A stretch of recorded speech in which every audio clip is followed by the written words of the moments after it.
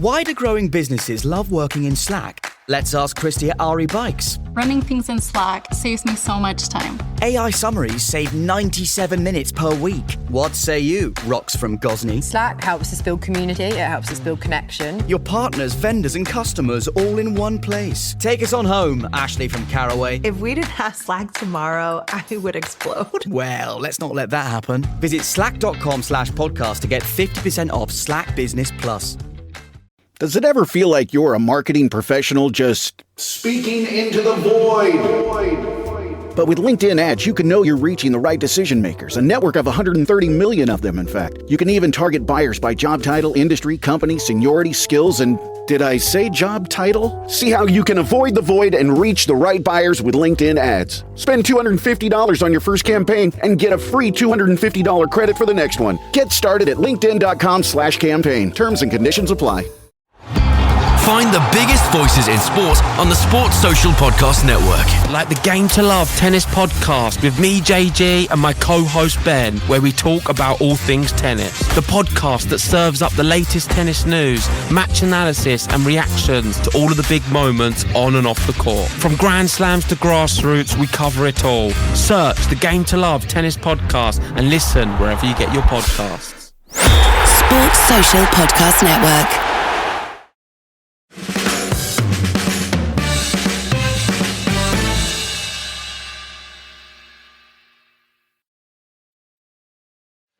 Welcome to No Question About That. I'm Ed today with Daniel, and we're going to talk about Liam Delap, Matteus Cunha, Victor Osimhen, striker options for Manchester United. A rare speculation pod, this one, I guess. Things seem to be heating up a little bit, though. We've got actual sort of semi-real journalist talking about United's approach here.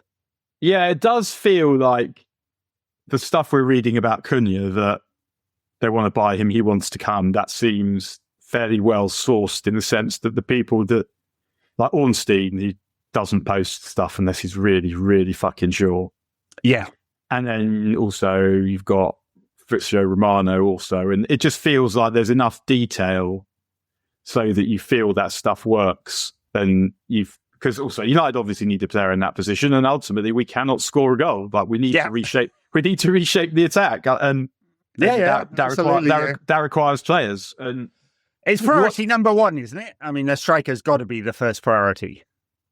I mean, yes. I want the new goalkeeper so bad, but in the end, if the ball's down, it feels like a good striker is more important actually than a good goalkeeper. Not just in this team, but generally in a team, you can sort of keep the ball away from the goalkeeper, and you won't let everything in. Yeah. Whereas if you can't score goals, it's literally impossible to win a game, as we saw at the weekend. Yeah, I feel very differently about the goalkeeper than I do the striker. I mean, there's that old adage that Ferguson said, attack wins you matches, defence wins you titles. I may be bastardising that quote, but something along those lines. But with Onana in goal, my general sense is, like, statistically, he's not a huge negative. It's just those ones where he chucks in, everyone's lost confidence as a result. But you're never going to win a game if you can't score goals. And we've scored so few goals this season. We're only just above one a game, basically. -8 goal difference or whatever it is. You're talking league or all over? League. But yeah, I mean, yeah, obviously scored more goals in Europe. Because we got 7 against Barnsley. Yeah, well, that's true. So, yeah, just in the league. But, yeah, striker's got to be, right up there in terms of priorities. But, of course, typically the most expensive area on the pitch, and United need to sell to buy if we're not in the Champions League next season. May have a bigger budget if we are. And these moves are kind of interesting. I mean, I guess Matteus Cunha it's an interesting journey he's gone over the course of his career. Hertha Berlin, sort of rampaging forward, like those, lot of take-ons, dynamic with the ball. Went to Atletico. They tried to stick him up front in a 4-4-2. Didn't work out. Got rid of him after a year. And then he sort of transformed into this kind of left-sided attacker. Very much in the Marcus Rashford, Alejandro Garnacho part of the pitch. And pretty successful with it. He's massively overperforming his XG, which is kind of a huge red flag, of course. But exactly the kind of position if Rashford is going to be sold, and maybe even Garnacho, that United need. So, I mean, even if we keep them, they don't score goals, either of them. I mean, we know Rashford's had a couple of good seasons, but it literally, like, I'd like to keep Garnacho as a sub, but until and he's young. Yeah, he's got time. Yeah, he's got something. I like it. He's got good attitude, I think. He's good to bring on when defenders are tired. And ideal world, we wouldn't have to sell him. Real world, we might have to. And if you're saying it's either Garnacho or Cunha, that's not a difficult question. No, Cunha's definitely a fit in. He'll go hit the ground running. He's had time in England, Premier League proven. You know, the XG over performance thing is just that there's a big spike this season. He's on 7 XG. He's got 14 goals. You know, that's like you're saying, will he get more chances in the United side in order to score goals? And can he continue his trajectory? Is this a blip or is this his real performance? Well, he had a good season last season as well. Yeah. So it's not just this season. But yeah, I mean, this doesn't even really need the XG. This is the eye test. You see his goals and you think a lot of these are coming from the edge of the box, outside the box. Is this what you do? Yeah. Or is it unsustainable? And I mean, sometimes so an example, when Ashley Young scored those 2 goals in the 8-2 against us, I had a mate who supported Watford. I remember he messaged me and said, I told you he's good. And I said, no, like, he's not going to keep doing this. Like, what will make Ashley Young good will not be the goals like this. Because those curls from outside the box, you're not going to keep seeing them. Other hand, I was pretty confident that Mohamed Salah was going to stop scoring those curlers inside the far corner from sort of 15 yards. And he didn't. Yeah. So I think what we'll see from Cunha is he takes a lot of shots. Yeah, he does. And it won't necessarily be those goals from outside the box that determine whether or not he's a success. It's like the goals that he scores sort of, I find that he's quite good at finishing across the goalkeeper from sort of that 8 to 20 yard mark. And it'll be those kinds of goals that would determine whether or not he was success. Yeah. My other doubt about Cunha, and obviously you have doubts about almost every signing. I think he's an excellent player. Is how good would he be against a low block? Now, what I hope he'll do is he'll be able to get us up the pitch. He can carry the ball. He's quite hard. Yes, he can. Yeah. I mean, his carry numbers I don't think are that good, but I think you can see that he can do it. He's hard to knock off the ball. He's got speed. He's got feet. He's got skill. He's got brain. So he'll be able to get us up. He'd be able to get us up the pitch, I think. But is he a magician? Is he a lockpicker? And I don't know if it's just that's what we're kind of people of our age are used to, playing as a number 10. You're used to Riquelme or whatever. Yeah, right. Yeah. Like your kind of definitive number 10. He doesn't do a lot of running. So few of those that they don't exist anymore. Yeah. If you want to be a good team, and this was even the case like when we had Wayne Rooney, you could have a number 10, but if he doesn't deliver you numbers, he won't be good. I mean, let's just say as part of United's development, I mean, we're not saying he has to slot into a title-winning side right now. Can he take us from 14th to 4th? Yeah, he's exactly the kind of player that will immediately slot in and improve United's attacking numbers. But in the end, every player we buy, we've got to be thinking, do we think this guy can be an important player in a team that challenges for the big pots?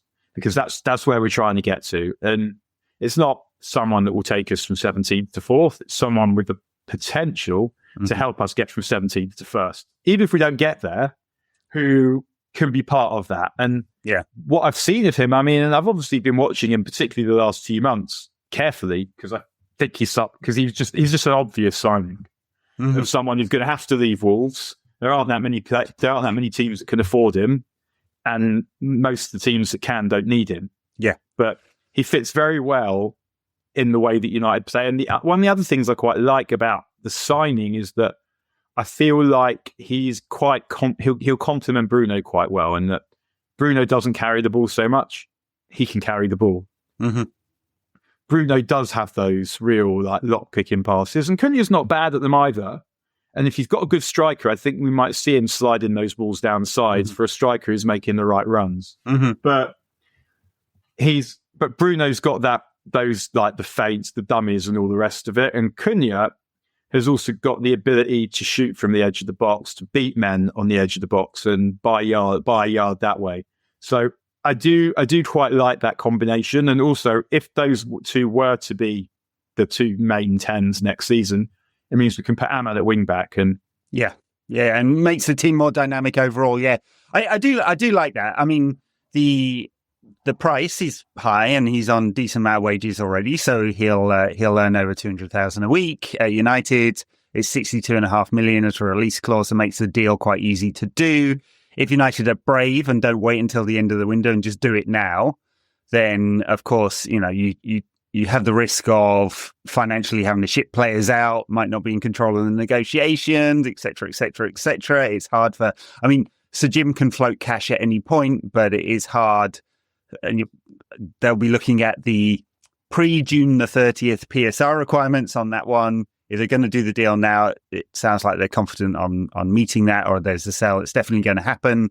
Of course, it would leave United with an awful lot of players in the same position of different types, but an awful lot. So, Bruno, Cunha, Xerxes, Mount, Ahmad, and then the ones out on loan, Sancho, Rashford, and Antony. Let's assume the last three all get sold. I mean, United can try and do those deals. It may be difficult, of course, with Sancho especially, who's shit the bed massively at Chelsea. They all hate him.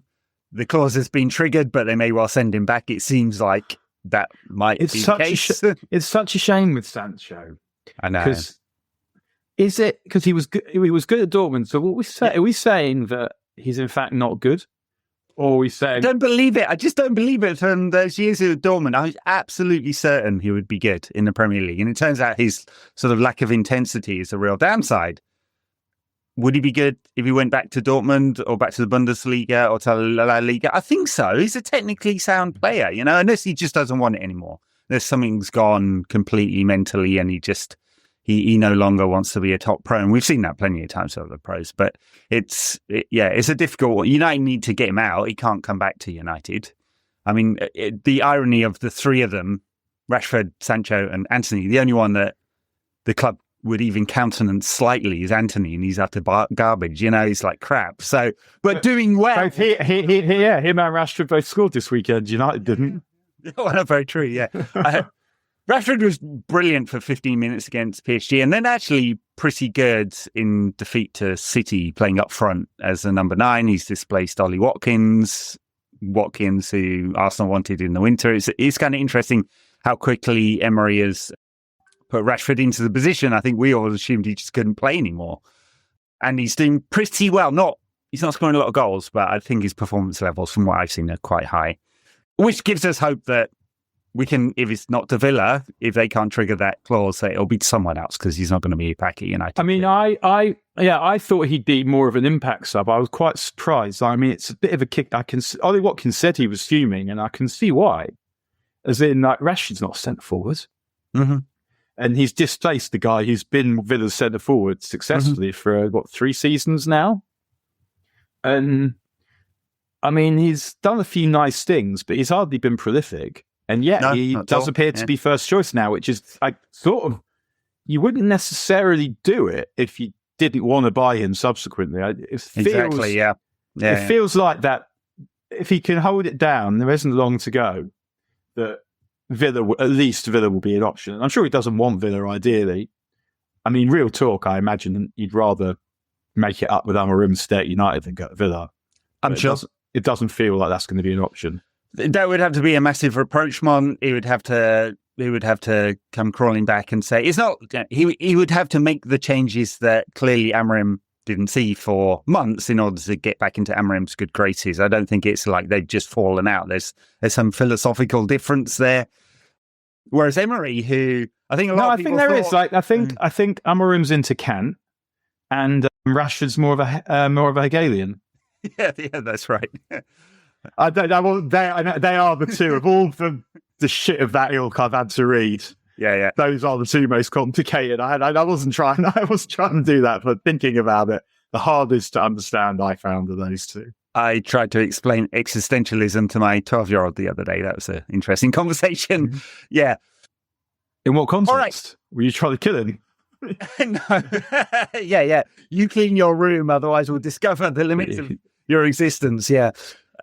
Delap. Liam Delap as a striker, like kind of battering ram, young striker. This is his first season to come back to XG again and be boring and nerdy. First season he's ever outperformed his XG. He's literally underperformed it every single season of his career, which is very short, of course. You know, it's small sample size, even in the Championship. So there's a concern for you. But he's a physical presence. He's pretty quick. He's pretty dynamic as a forward. He's good channel running. He's scored some decent goals this season. He's not very good with his head for a big lad. What do we think about it? That head thing, I think, is a problem.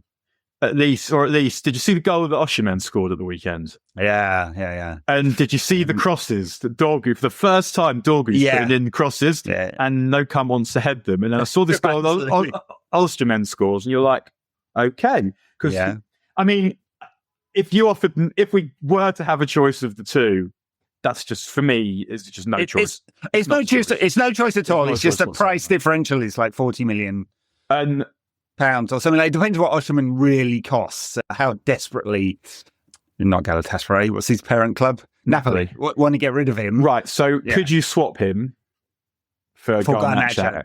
You'd probably. I mean, you'd do it. Yeah, for sure. You probably could, more or less. Yeah. And just having that kind of, there's just, Osimhen is electric. Mm-hmm. He can make his own goals. And Para mi familia siempre estoy en mi mejor momento, por eso también quiero lo mejor en mi cocina, y eso significa solamente huevos de Eggland Best. Siempre tienen un sabor tan fresco y delicioso, con 6 veces más vitamina D, 10 veces más vitamina E y 25% menos grasas saturadas que los huevos comunes. Entonces, ¿por qué darle menos a tu familia cuando pueden tener lo mejor? Eggland's Best. Mejor sabor, mejor nutrición, mejores huevos. Find the biggest voices in sports on the Sports Social Podcast Network. Like the Game to Love tennis podcast with me, JG, and my co-host Ben, where we talk about all things tennis. The podcast that serves up the latest tennis news, match analysis and reactions to all of the big moments on and off the court. From Grand Slams to grassroots, we cover it all. Search the Game to Love tennis podcast and listen wherever you get your podcasts. Sports Social Podcast Network. I mean, when he scored, I was doing the live blog when I think it's against Villa, he scores this brilliant goal where he does a step over, beats the man and thuds it in. And I thought, okay, because I'd heard that was really good when he was at City. And obviously didn't work out for him there, which doesn't mean anything when you think about some of the players City have sold. They've sold so many of them. Yeah. Morgan Rogers, Sancho, amongst others. But yeah, it's not the fact that City sold him, it's because obviously they've got Haaland also on a 78-year contract, so there's just no opening for him there. I would like to have seen more. I'd like to have seen quite a lot more. Not as in seeing him play more often, although there's also that. I would like to have seen him do more in what I have seen. But 30 million, it's the kind of price that Højlund should have cost. Yeah. Right. Yeah. So if you could do a creative set of deals that brought in Delap and Osimhen and got rid of Højlund, if you can, I mean, it's so difficult. You're probably taking an impairment charge there. Then you'd feel better about it. I'd feel really nauseous if we had Højlund and Delap as our two main striker options next season. I don't know if I would. If we signed Osimhen and then Højlund's not first choice and he can learn and improve, do I like what I've seen? What I've seen is the best of Delap more than I like what I've seen is the best of Højlund. Do I think it's better? It's not clear. No, yeah. It's so to me it is clear. So. Like the best of Højlund. Go and look at Højlund, not you. Generally, one could go and look at Højlund's United goals. Yeah, and compare them. And obviously, it's a whole different thing. Compare them to Delap's goals, and I promise you. You will come back and say Højlund looks the better player on the strength of that. And we know it's not because he plays with better players, because mainly the better players that he plays with, nothing to do with it.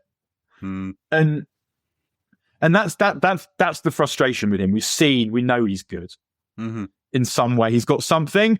And I thought he had those few weeks recently, like around the time of the Sociedad home game. Just before the international break. Looks like maybe the penny dropped in terms of his movement.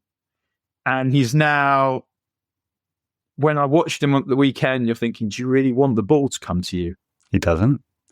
He's taken 45 shots in 46 games this season. He's an efficient finisher, but that's just not enough. It's just not enough. He needs to triple that. And that's the problem. So, yeah, I mean, time out of the team, not having to be the main focus, time to develop all of that, play with an elite striker, that would make us more comfortable. It is a really difficult deal to get rid of him, just because, like, United need about 45 million to break even on the book value. Who's going to pay that? Like, nobody's going to pay that. Right. So nobody's going to pay that. So you take an impairment charge. You actually reduce your transfer budget by selling him. It's ridiculous, but that's just the way it works. What if we loaned him? Could loan him, but you pay the PSR cost unless someone would cover that PSR, which they wouldn't. They'd cover his wages and a little bit. So you'd still be losing there financially, at least, and you wouldn't have the asset. It's the same problem that United have had with Sancho and Antony this season. You're paying someone else to use your asset. Slightly different with Rashford because there's obviously no book value. So let's talk about Osimhen a little bit, because he's an interesting one. I mean, he's had 2 absolutely brilliant seasons, this one and 3 years ago, basically. He's done a very good season in Turkey. And the rest of them have been a bit hampered by injury. It looked like he hadn't fully grown into his own body, or he was too physical. Like, he was getting a lot of muscle injuries. That seems to have not happened this season.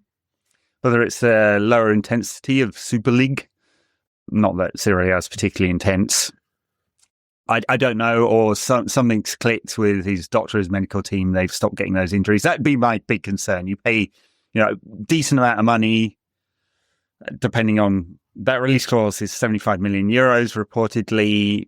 I don't know whether they'd negotiate on that because they're desperate to get rid. He's desperate to move. Who knows? Big wages. Like, it's a big package for an elite striker that you just touch would stay fit, basically. I mean, he's better than we should be getting, given our current status in world football, right? Yeah, but I guess there's always that United still have that attraction. Yeah, absolutely, yeah. And I feel, he's just got that explosion. He's just one of those players, like, you sign him, he'll lift the dressing room in a way that Delap won't. Well, I just compared Delap unfavourably to Højlund. I think he is better in link-up play. He's a spiky bastard as well, and we do need some bastards. So is Cunha, actually. We didn't talk about his shithousery, which is, like, I don't mind that at all. I mean, he's got sent off a couple of times for stupid stuff this season. You don't really want the suspensions. No. But yeah, like, the attitude is exactly what you want. Yeah. And I did enjoy when we played Ipswich. Liam Delap was, like, aggressive and, like, getting into people, and we just don't have enough of that in the team. Just the competitiveness, the desire to win at all costs, the shithousery if you need it, like the physicalness, like all of that. And Osimhen, his status in the game would for sure lift the team. Like, an elite striker, elite player, is going to drag everyone else along with them, and he'll score the goals even if we don't create them, which we should do with the amount of, like, creative attacking players we've got. Like, assuming that everything comes together with the system. Yeah. And then you see the kind of way that the crosses that we were trying to put in at the weekend. And think, 5 great crosses. Yeah. Amas can cross, and Douglas. Yeah. And then we've got the option, obviously, if Amas is a serious left wing back option, and that gives us very much the opportunity to play, if we want, to play Dorgu on the right. Mm-hmm. And suddenly it feels like, are we starting to develop something? I don't know. I mean, we don't know how good Amas is going to go on to be. And I felt like, that right foot needs a bit of work. He did not. He was doing everything he could to avoid using it. But suddenly, if you've got someone in the box, a target, it's just another way of scoring a goal. And we've seen in the last few weeks how effective that is with fucking Harry Maguire up front. Yeah, for sure. Yeah. Getting the ball into the box. Never mind someone like Osimhen. The prototypical Amorim goal that we have hardly ever seen for United is the overload in one of the wide areas with one of the wide 10s and the wing back, cut back for the third man or the striker goal, right? We saw that with Garnacho and Ugarte against Lyon, for example. We haven't seen a lot of them. The crosses against Wolves was interesting because it was Amas and Garnacho and Dorgu all putting some brilliant balls, and Højlund stood there like he's, part of the Trinity statue, just not moving at all. And I'm like, what is up with it? Like, I don't know, confidence is in the toilet so much that there's just all that movement's gone. He'll run into the channels, but around the box, he's really static, and it's a real problem for United. So, yeah, you can certainly see with Osimhen, who is great in the air. Like, elite, one of the best. Absolutely. Like, leaps like a salmon, physical and all of that. And, you could certainly see him getting some very cheap goals that way. And it's also just the ability to explode as those little passes down the sides of defenders that I know that Cunha and Bruno can play. Yeah. And it just feels, like Cunha and Bruno, it just feels like a good combination, I think. Yeah. So how do United work all this out financially? I mean, we're looking at someone will pay the 40 million for Rashford. Someone will pay 20 million or maybe even less for Sancho. We can take less to break even on Sancho. Someone will pay 32 million is the PSR for Antony, the book value. Well, Betis can't afford 32 million, I don't think, but could someone like that would get us headroom in the wages to do these deals, at least the Cunha and one striker. We get Lindelof off the wage bill. Lindelof, Evans, Heaton, and Eriksson will all be off the wage bill. That's a huge amount of money.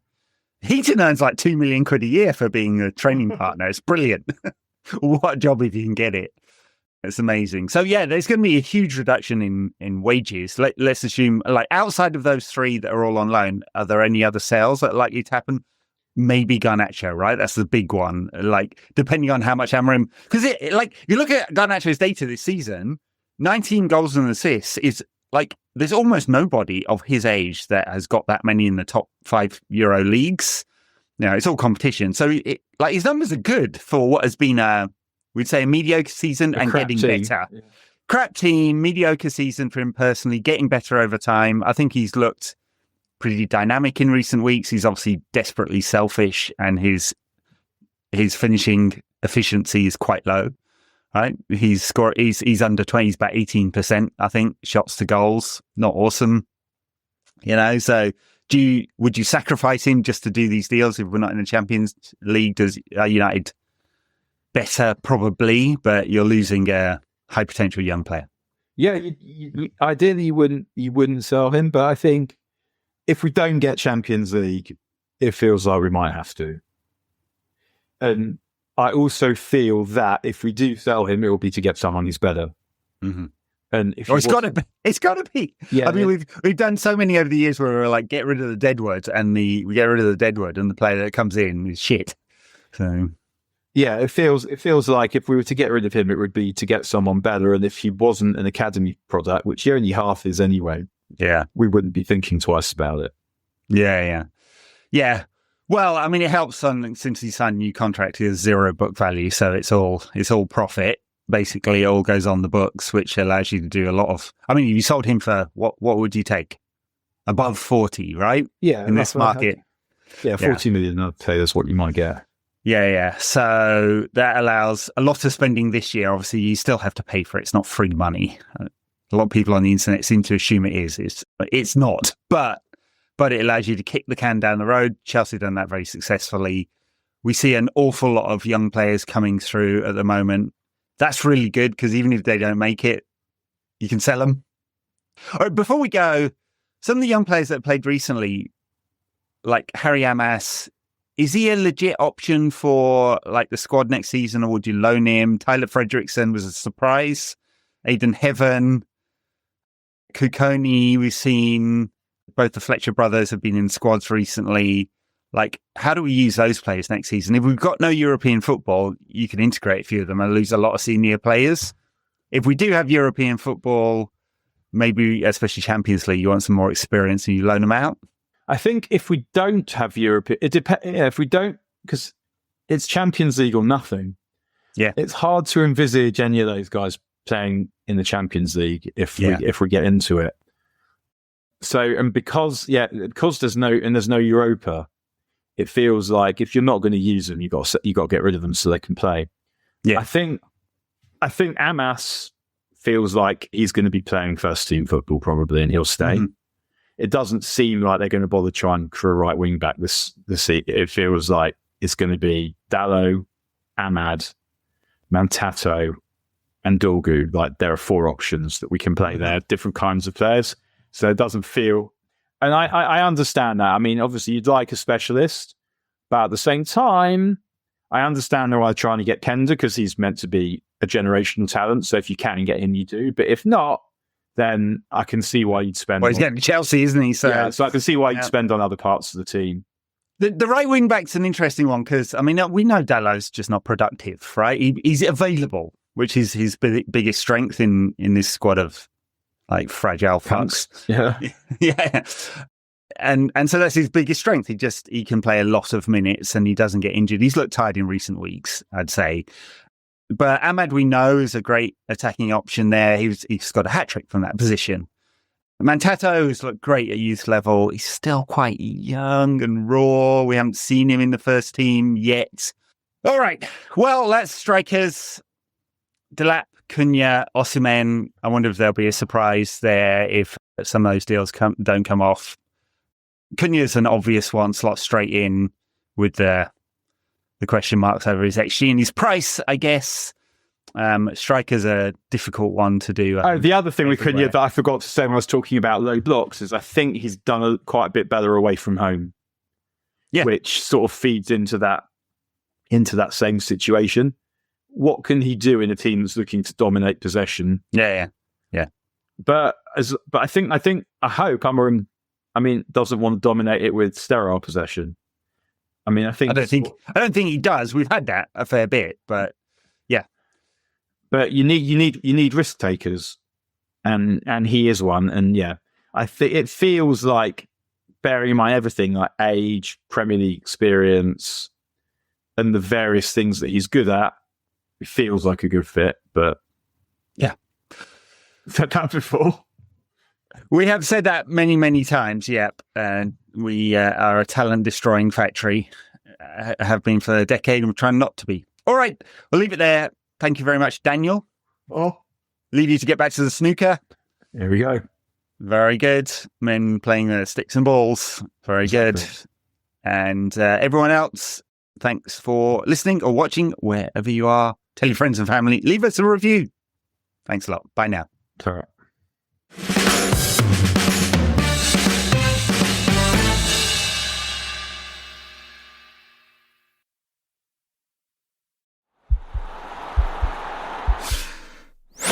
This podcast is part of the Sports Social Podcast Network.